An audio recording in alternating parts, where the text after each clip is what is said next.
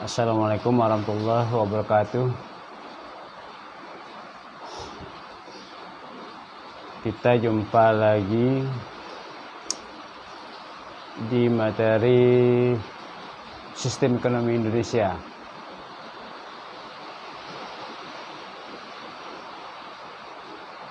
Awal libur ini setelah 2021 yang lalu, ini sudah awal tahun Januari 2022.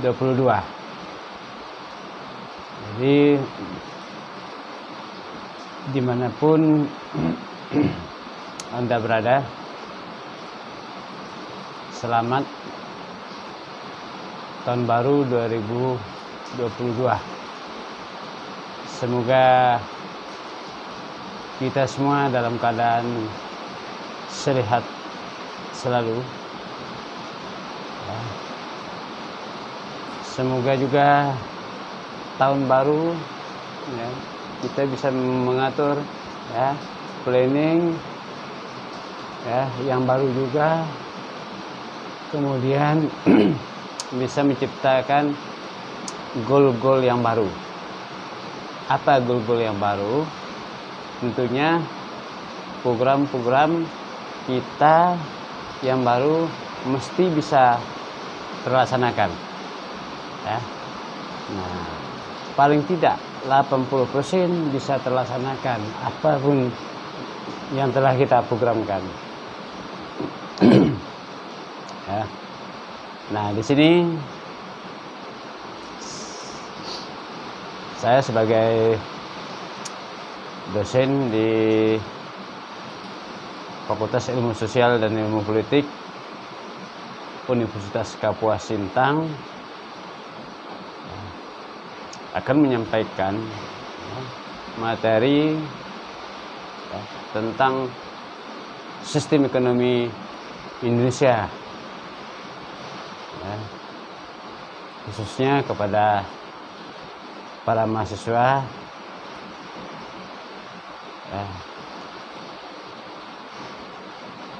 Fakultas Ilmu Sosial dan Ilmu Politik Universitas Kapuas Sintang yang mengambil mata kuliah Sistem Ekonomi Indonesia. Nah, ya. Tadi kita sudah lihat ya, ada sedikit selingan sebelum dimulainya video ini. Selingan itu tentang ya, sebuah permainan bola, pertandingan bola ya, antara Thailand dan Indonesia ya, pada 1 Januari tadi malam 2022. Nah, di sini kita lihat ya, apa yang dikejar oleh para pemain. Tentunya gol.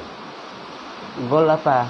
Itu ya, adalah suatu ya, cita-cita setiap para pemain bola. Ya. Nah, harus bisa menang dengan gol. Nah, demikian pula ya, para mahasiswa, dia harus bisa memplanningkan masa waktu kuliahnya ya, mesti sesuai dengan target ya, bisa selesai ya. Itu adalah sebuah goal ya, dari berbagai macam program yang mungkin yang telah para mahasiswa ya buatkan di awal tahun 2021 yang lalu atau di awal perkuliahan. Nah, dalam perkuliahan ya mesti ada suatu target, cita-cita ya. Tidak anehnya, tidak berbedanya dengan sebuah permainan bola. Cita-citanya menciptakan gol. Begitu juga para perusahaan, dia membuat planning, membuat tujuan ya, agar terciptanya sebuah gol. ya. Nah, ya, para pengusaha di rumah, terutama para mahasiswa ya Sistem Ekonomi Indonesia, Universitas Kapuas Sintang, Fakultas Ilmu Sosial dan Ilmu Politik, ya, yang saat ini sedang mengambil mata kuliah Sistem Ekonomi Indonesia. Nah, pada sub materi yang akan saya sampaikan pada malam hari ini, kita akan membahas tentang ya, apa dampak daripada kenaikan BBM terhadap inflasi. Nah, ya, BBM ini merupakan ya, motor dari semua kenaikan harga barang secara menyeluruh, ya. Dan merupakan juga ya salah satu faktor penurunan ya suatu produksi barang maupun jasa ya, yang dilakukan oleh ya para pengusaha, para pelaku ekonomi. Nah, ya, titik ya terbesar kenaikan ya barang-barang maupun jasa secara menyeluruh yang dikatakan inflasi itu sendiri ya, yang paling dominan itu yang disebabkan oleh kenaikan ya BBM, bahan bakar minyak. Nah, kita tahu ya di negara manapun jika terjadi suatu kenaikan BBM tetap berdampak kepada ya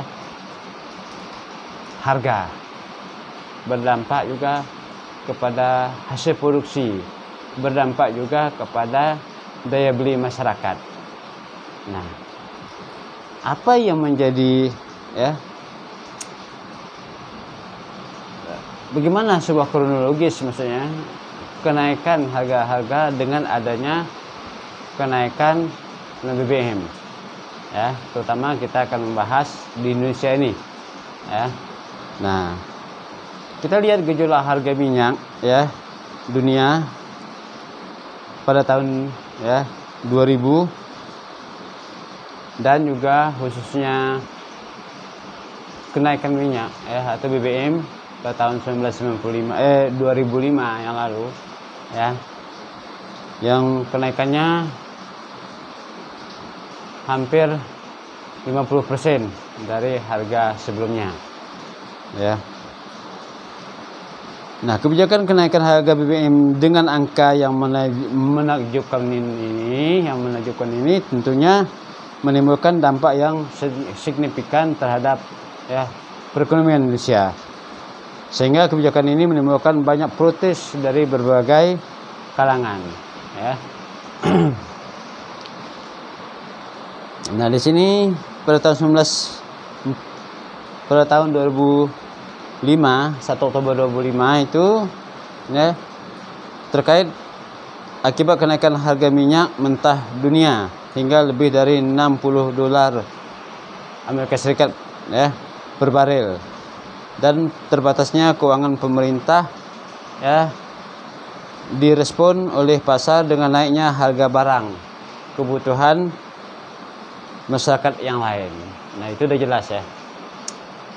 Ya, sebuah ya kenaikan faktor daripada produksi itu sendiri seperti kenaikan BBM ya, sering saya sampaikan di hadapan mahasiswa bahwa salah satu faktor kenaikan BBM kenaikan harga ya yang berdampak secara menyeluruh itu adalah kenaikan BBM, karena ya BBM merupakan salah satu ya sumber daripada ya transportasi, fasilitas transportasi angkutan ya selama ini, terutama di ya Indonesia ya, karena ada mungkin sekarang ini ke depan akan ada mobil listrik ya yang tidak menggunakan BBM, ada juga tenaga surya, tapi belum ada kendaraan yang memang ya seperti kendaraan yang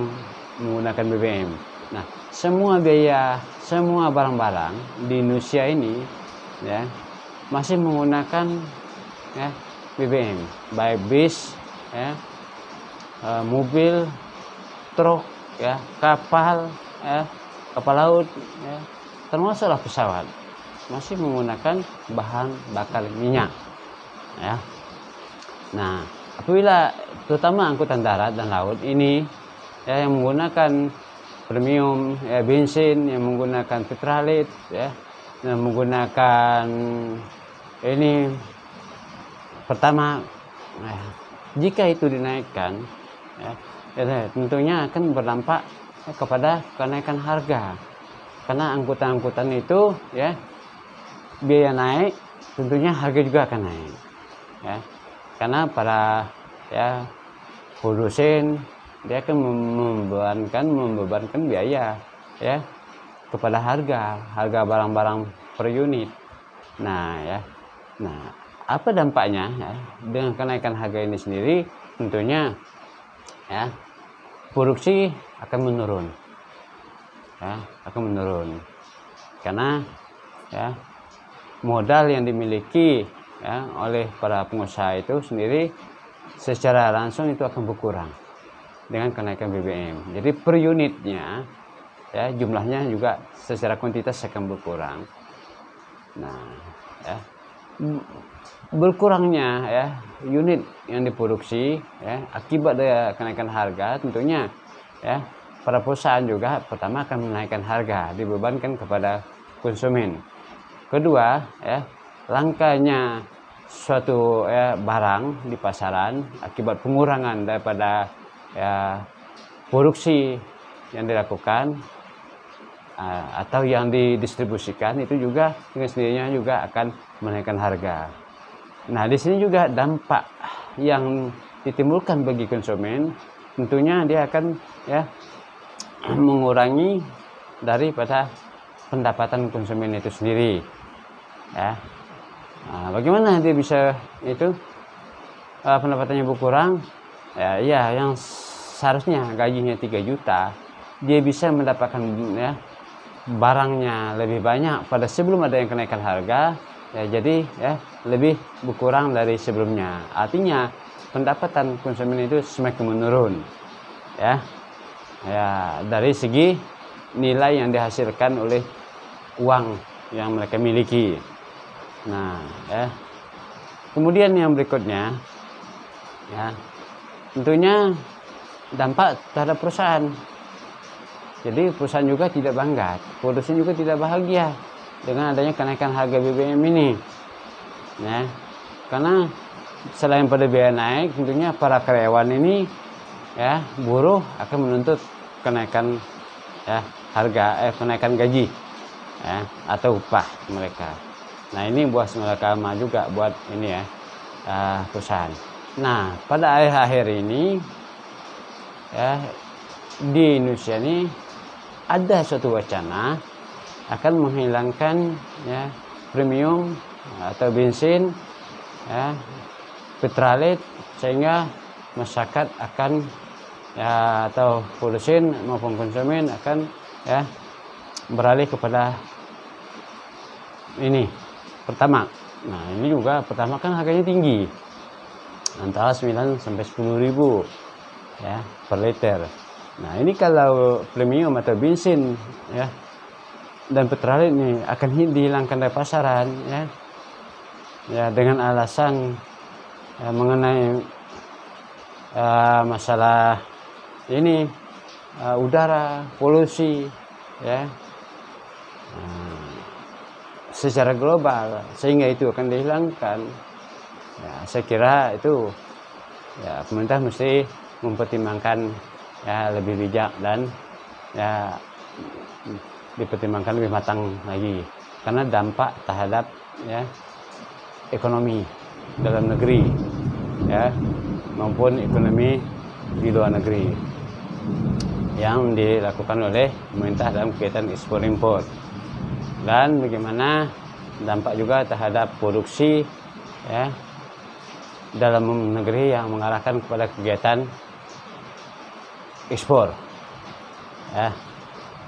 Dan dampak lebih buruk lagi, naiknya harga barang secara menyeluruh di dalam negeri, sementara yang tidak diimbangi oleh kenaikan pendapatan ya rakyat ya, itu akan menciptakan ya suatu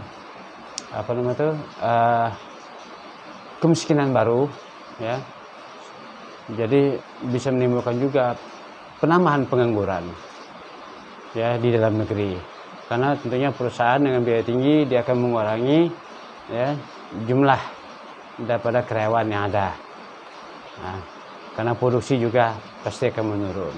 Nah ini, nah kalau kita lihat ya di buku Sistem Ekonomi Indonesia ya, ini bahwa dampak kenaikan BBM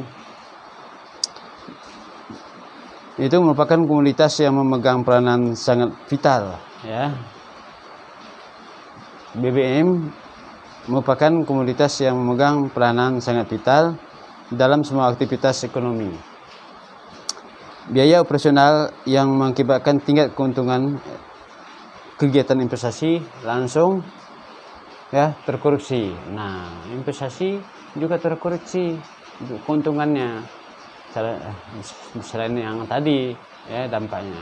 Jadi investasi di mana perusahaan akan mengadakan ya penanaman modal ya, yang lebih luas lagi, tapi dengan kenaikan BBM ini dia akan terkoreksi dari keuntungan, karena dia akan mengurangi keuntungan ya daripada investor ya, akibat dari harga barang-barang meningkat. Jadi secara kuantitas barang-barang tidak seperti yang telah dihitungkan oleh para investor ya, tentunya semakin berkurang ya.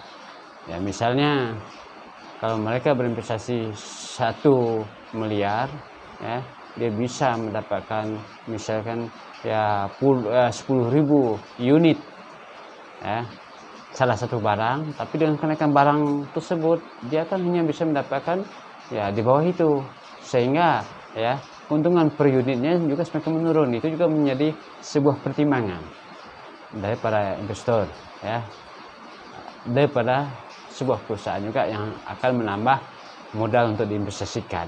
Itu juga dampak daripada ya kenaikan BBM ya. Dampak maksudnya dampak negatifnya. Secara sederhana, tujuan investasi adalah memaksimalkan kemakmuran melalui memaksimalkan keuntungan. Nah, dan investor selalu berusaha menanamkan dana pada investasi ya, portofolio yang efisien dan relatif aman. Nah, itu merupakan juga salah satu ya alasan daripada para investor akan ya menahan diri untuk tidak berinvestasi yang lebih besar jika terjadinya kenaikan harga yang diakibatkan oleh kenaikan ya BBM itu sendiri ya. Kenaikan harga BBM bukan untuk hanya memperbesar beban masyarakat kecil pada umumnya, tetapi juga bagi dunia usaha pada khususnya ya. Hal ini dikarenakan terjadi kenaikan pada pos-pos biaya produksi.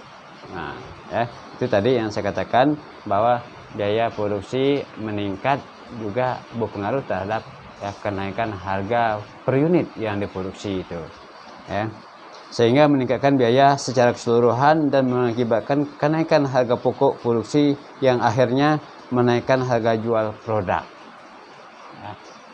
Nah, memang dampak BBM ini ya kenaikan ya dia selalu signifikan terhadap kenaikan harga. Mungkin kalau kenaikan harga gas tidak terlalu berdampak kepada barang-barang lain. Kenaikan mungkin salah satu barang tidak berdampak yang signifikan. Tapi apabila dia ini kenaikan bahan bakar minyak, di negara manapun, ya, tetap akan berdampak lebih besar, ya, terhadap perekonomian secara universal, secara komprehensif. Nah, oleh sebab itu, ya, pemerintah, ya, khususnya di Indonesia, termasuk ya di negara-negara lain juga perlu hati-hati, ya, di dalam meningkatkan, ya, harga BBM. Bagaimana mencari solusi supaya BBM itu, ya, bisa tidak dinaikkan, ya. Mungkin perlu adanya eksploitasi BBM, ya, penggalian daripada, ya, BBM melalui pertambangan, melalui Pertamina yang lebih besar, ya, di dalam negeri, sehingga kita tidak perlu banyak import BBM dari luar negeri. Nah, itu juga salah satu, ya, solusi atau, ya, substitusi daripada BBM itu sendiri, ya, sehingga tidak semua barang-barang itu diangkut menggunakan ini BBM, khususnya premium, Pertalite maupun Pertamax, ya. Apalagi nanti katanya akan dikembangkan, ya, mobil-mobil yang tidak menggunakan BBM. Ya, semoga mobil itu bukan hanya mobil pribadi, tapi truk, kapal juga, ya, bisa mungkin dengan menggunakan batu bara, ya, angkutan kapal laut, ya. Kalau truk bisa menggunakan misalnya tuh tenaga surya, ya, atau menggunakan ini listrik, ya, mobil listrik, ya, ya, bisa jadi itu merupakan, ya, sebuah solusi, ya. Atau yang lebih mudah lagi mungkin perlu membuka, ya, ini sektor-sektor baru, ya, pertambangan untuk penggalian ini BBM, sumber-sumber baru, sehingga kita tidak perlu import lagi, ya, untuk BBM. Jadi kita bisa mandiri. Kalau saat ini mungkin 50% kita masih import atau 40% masih import, itu BBM itu.